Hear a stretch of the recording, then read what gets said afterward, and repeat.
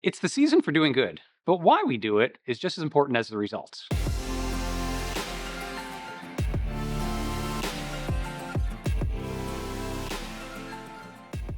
Jesus is now teaching quite a bit on our motives for service and why we do what we do and what do we expect to get for it. So many times Jesus is challenging the disciples' attitudes and their motivations for why they do what they do. Thankfully, they're written down for us so that we can check our hearts to make sure that when we do ministry and when we serve the Lord, that we're doing so with the right motivation for the right purposes. And so here we're in Matthew chapter 20 on our journey called Transformed, a book on discipleship. So what the book of Matthew was really about was to really show us that Jesus is the awaited Messiah and how we can actually be a good disciple. And so here now in chapter 20, they're on their way towards Jerusalem, and Jesus tells them a parable. He had already been teaching them about that. You know what, you guys, you who've left homes for me and have sacrificed so much, you guys are going to be given thrones to which you guys are going to judge Israel upon, and it's going to be great. So hot on the heels of that, he's teaching more about rewards and about heaven, and most importantly, about motivation for service.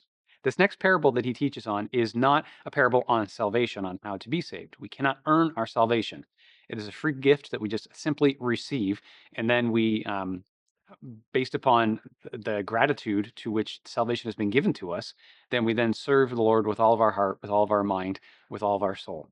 And as we do so, let's check out this particular parable, and we'll see how the rest of the chapter actually flows into this on the motivation side of things. And what does it mean to actually be rewarded the way that Jesus is talking about being rewarded? So let's read it, and then we'll go from there. For the kingdom of heaven is like a landowner who went out early in the morning to hire workers for his vineyard. He agreed to pay them a denarius for the day and sent them into his vineyard. About 9 in the morning, he went out and saw others standing in the marketplace doing nothing. He told them, "You will also go out and work in my vineyard, and I'll pay you whatever is right." So they went. He went out again at about noon, and about 3 in the afternoon, and did the same thing. About 5 in the afternoon, when they went out and found still others standing around, he asked them, "Why have you been standing here all day doing nothing?" "Because nobody has hired us," they answered. He said to them, "You also go work in my vineyard." When evening came, the owner of the vineyard said to his foreman, "Call the workers and pay them their wages, beginning with the last ones hired and then going to the first." The workers who were hired at 5 in the afternoon came and each received a denarius. So when those who came were hired first, they expected to receive more, but each of them when they had received the denarius. But when they received it, they began to grumble against the landowner. "These who were hired last worked only an hour, and you have made them equal to us who have borne the burden of the work in the heat of the day." But he answered to them, "Am I not being unfair to you, my friend? Didn't you agree to work for a denarius? Take your pay and go. If I want to give to the one who was hired last the same as I gave you, don't I have the right to do what I want with my own money? Or are you just envious because I am generous?" So the last will be first, and the first will be last. So, a little background is Harvest had seasonal workers, and people lived hand to mouth. And if you didn't work on a particular day, you wouldn't eat that day. So, it's important for people to make themselves available to be able to be hired. This shows that there is a pretty huge harvest, and the landowners looking for more people continuously to try to find someone. And these people had been waiting maybe at different parts of the marketplace. These were large places where people would gather as day laborers, into which that they would be expect to be hired in the morning. To show that they're still around even at 5 o'clock at night really shows their desperation, that they're just clinging on to hope of even just getting enough work to maybe get a morsel of food for them or their family. And it was common that the denarius was a common laborer's day's wages. And a day typically lasted from sunup to sundown, 6 a.m. to 6 p.m., and was broken into every 3 hour increments, as we can see here by the text. And so, as them going out, they expected well, the ones at the end of the day when he said, "I'll give you whatever is right," they probably only expected 1/12 of the amount that the others would have gotten who were hired in the beginning, but would have been overjoyed to know that they had enough to be able to feed their family. And so would everybody for that matter. But what quickly comes into focus is the guys who were paid last, who were first hired, they realize they got paid the same. And they say, "Hey, this isn't fair." And without realizing that this man is the landowner and he can do what he wants with his own money and he can be generous, but they somehow thought that they had a quarrel against somebody who had lived up to their agreement. And so we see all throughout Scripture that God really hates complaining and grumbling. He really does not like it. He likes us to have an attitude of one of grace and mercy and thankfulness for even the little bits that we may receive. So in this here, the landowner charges them with saying like, hey, do you guys got the evil eye for these people? You're doing this for the wrong reasons. You should be wanting to serve. And so Jesus is using this analogy of the equal pay of showing that God is generous, that there's going to be those who enter the kingdom of heaven who may not have did much of the work of Christianity. So this is not saying that everybody's going to get the exact same thing in heaven. It's more indicating of what our attitude should be in ministry, and that we shouldn't grumble, and that even though some people are going to have a harder job being a Christian in this world, the Lord will reward all of us who believe on Him with salvation. And so we'll all get that, but it's not that we're all going to get the same thing. We're told many times in Scripture that both in heaven and in hell, we go to each based upon our faith or lack thereof, and but what happens to us then is directly proportional to what we did while in the flesh. And so we're told that there's going to be many layers of hell, as it were, and many layers of heaven. And we know that in hell, Satan does not rule. That is not Satan and his minions that are torturing people. They're in their own dungeons being punished. And so it's not like there's a common misconception that Satan rules in hell. He does not. It's a place of lonely torment. And we don't want to go there no matter, even if you're on the best side of hell. Further, the lowest side of heaven is still better than anything else. What this really does goes to show is a bit of equal pay for an equal effort. One might think that, how can I build up treasure for me? How could I compare myself with these disciples because they did all these tough things and even gave their life? How could I ever expect to get anywhere near the same reward as them if I've only lived a certain amount of time? And so, because they're understanding that Jesus is going to reward based upon what we have done, you would expect then that a long life would allow you to accumulate many good works to be repaid for in heaven. But as it shows with this, so the time of the day lends itself to saying that, like, you know what, if you became a Christian and you were faithful 80% of the time for the 2 years that you were a Christian, and then you died and then went to heaven, and then somebody who'd been a Christian for 80 years and was also faithful 80% of the time, you'd be both rewarded the same. So the same effort, and God factors in the time factor that we either had or didn't have. And we still then get that reward. But nonetheless, there are different rewards in heaven. These guys understand it very clearly because what happens next is a mother makes a pretty good request after Jesus was trying to again teach them, because they remember back a chapter ago, they're there talking about who's the greatest in the kingdom of heaven. And Jesus telling them, you are going to rule, but I need you to serve first. But there's going to be a time where I'm setting up God's kingdom, not just your own. But they still have in their head that Jesus is going to set up a kingdom. So we have the next few verses is the third time Jesus has to stop them and to say, so here's the way your attitude should work based on that parable I just taught you. But also now you need to know I'm going up to Jerusalem here to die.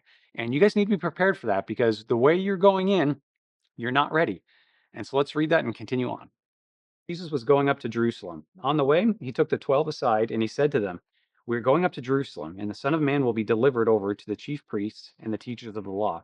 They will condemn him to death, and they will hand him over to the Gentiles to be mocked and flogged and crucified. And on the third day, he'll be raised to life. So here Jesus is getting more specific. He's pulling these guys aside and going, look, guys, I'm not going up here to be coronated as king of an earthly kingdom. He's going up there to be betrayed, put on trial, found guilty, and then handed over to the Gentiles to be crucified. So he's being extraordinarily blunt of exactly what's going to happen. And again, they just are not realizing it. So even hot on the heels of that, this is what happens next. Then the mother of Zebedee's sons came to Jesus with her sons, kneeling down, asked him for a favor. What is it you want? He asked. She said, grant that one of these two sons of mine may sit at your right and the other at your left in your kingdom. You don't know what you're asking for, Jesus said to them. Can you drink the cup that I'm going to drink? We can, they answered.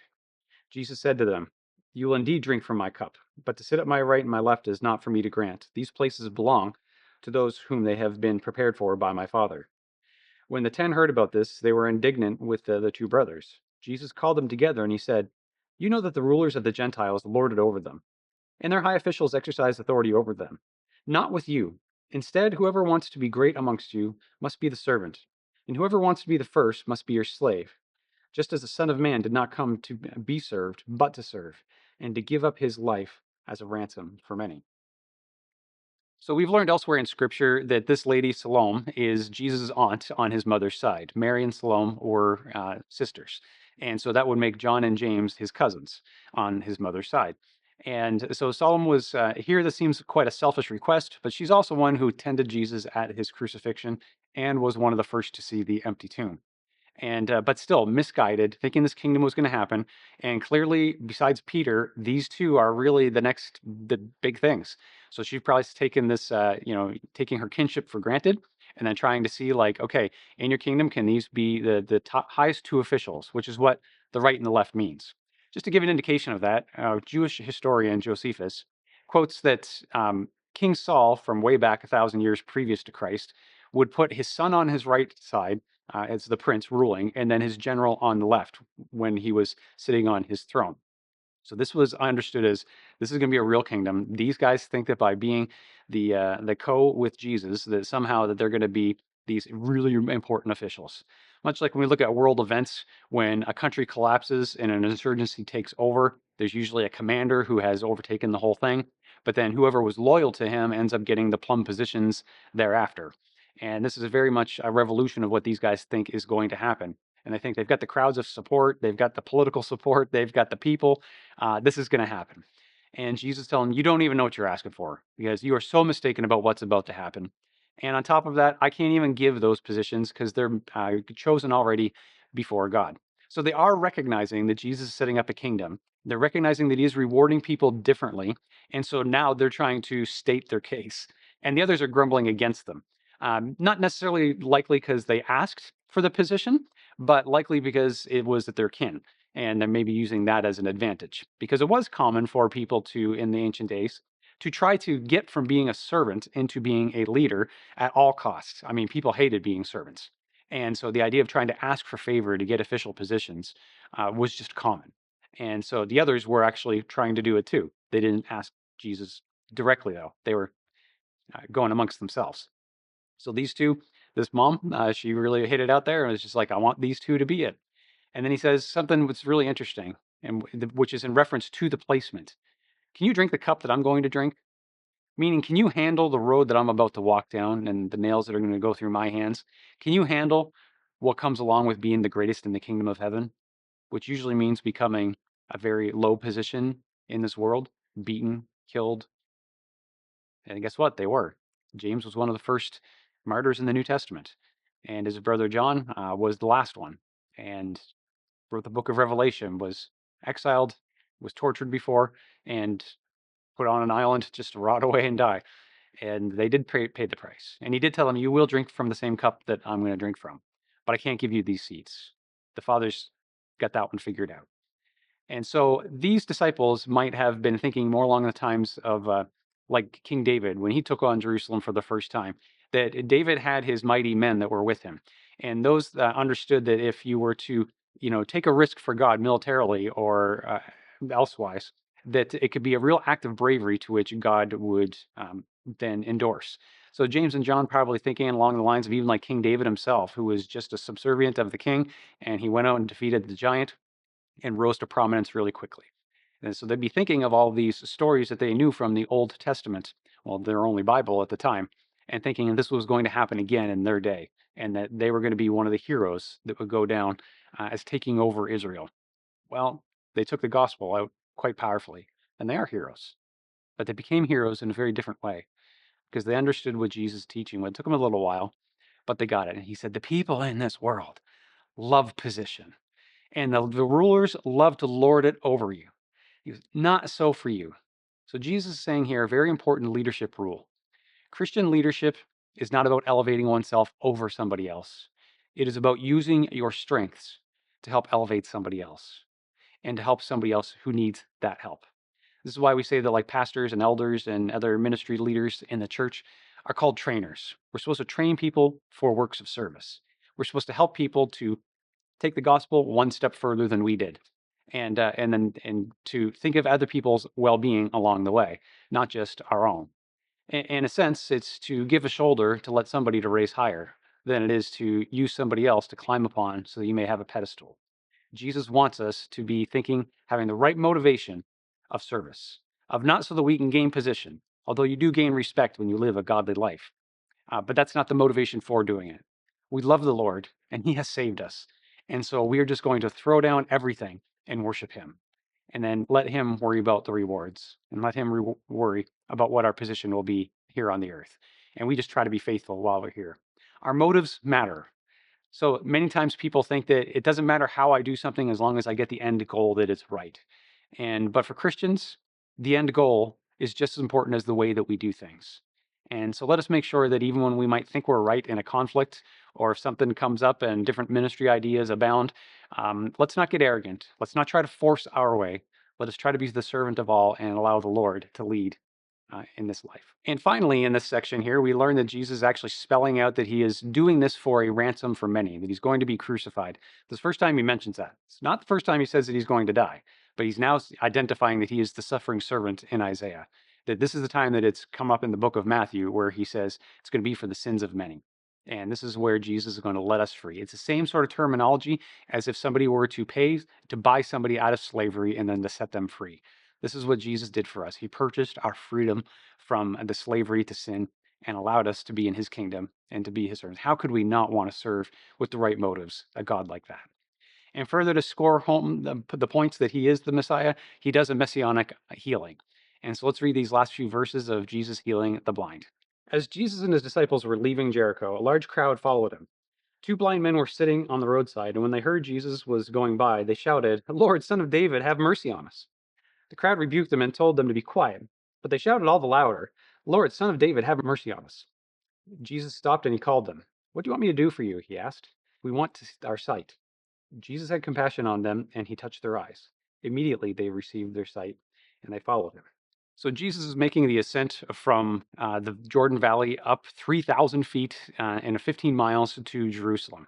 This is the same path that Joshua would have taken when conquering the Promised Land. Now, they obviously came down the Jordan Valley or the Jordan River. They could have just come down in boats, I guess, from the Sea of Galilee. And that'd be a much easier way for much of the length of the time. But then it's one last little, gaunt up the hill. Whereas if they kind of came down through the road system from Jerusalem directly, it would have been up and down mountainous all the time. So they're in Jericho. They leave and they're heading out, and it's like an 8-hour walk to go. You're going up 3,000 feet. You're walking up a mountain, a rocky path, and it's going to take you 8 hours, and it's 15 miles, and that's over 25 kilometers. That's quite a far distance. So when you set out, you need to get going so you can get to where you're going by dark, so that you don't get highway robbed, as the way it were. And that path was notorious for that. So if you had to camp out on the side of that road, on the way you'd end up being like beat up and stolen everything from you by the time you woke up in the morning. And so I can see why the disciples might have been wanting to put on a rush. Like they want to go to Jerusalem, they're wanting to be crowned king with Jesus and being officials, and they're eager to get there, and because they think it's going to go well for them. And also, they want to get there by nightfall. So you can understand why you wouldn't want someone else slowing you down. Have you ever been in a rush to go somewhere and someone comes and asks you to do a favor and you're like, "Look, I just don't have time. We got to get going." So they like also because people look down on those who are disabled, and as well as the time factor of them needing to get where they get to, the disciples tried to shut these young men up that couldn't see, but Jesus heard them and he called out to them and he healed them. That's another messianic sign. That was one of the things that Jesus said to John the Baptist's disciples when they asked, "Are you the one, or should we expect someone else?" And he said, "The blind see." And that was always seen to be a very powerful, because there was very rarely ever blind people that were healed by other prophets and by other healers in the Old Testament. So this was quite a last sign. This is the Messiah going to die for us. So all of this does lead together from the parable of the vineyard workers to like what our attitude is. With the mother having an expectation, but then also like Jesus saying, "No, I'm proving who I am. I am the awaited king. I'm going to ransom you all." And with this, I want you guys to just have good attitudes about this going forward. This also shows that in this chapter, Jesus was stern, he's blunt, but then he's also compassionate. So we must realize that Jesus does need to get some hard truths into us, and he needs to be blunt, and sometimes he needs to really catch us, our attitude, but to remember that he's doing this because he wants to redeem us. He wants to forgive us, and he's looking to offer to have compassion. It was for compassion that he went to the cross for us, not because he's trying to be some blunt teacher, but he's just trying to get through to them what he's about to do. And they would get it, which is why even all the writers of the New Testament, all of his disciples that wrote that down, including Paul, who didn't actually witness Christ while in the flesh, that they all called themselves bondservants. That meant that I am a slave, which is totally counter cultural of the time. And it's counter their culture. Remember, they were wanting to be placed on the right and left. of Jesus, high officials, but now they just simply say, I'm his slave. They finally got it. And I pray that you and I can get it too. So remember, our motives matter.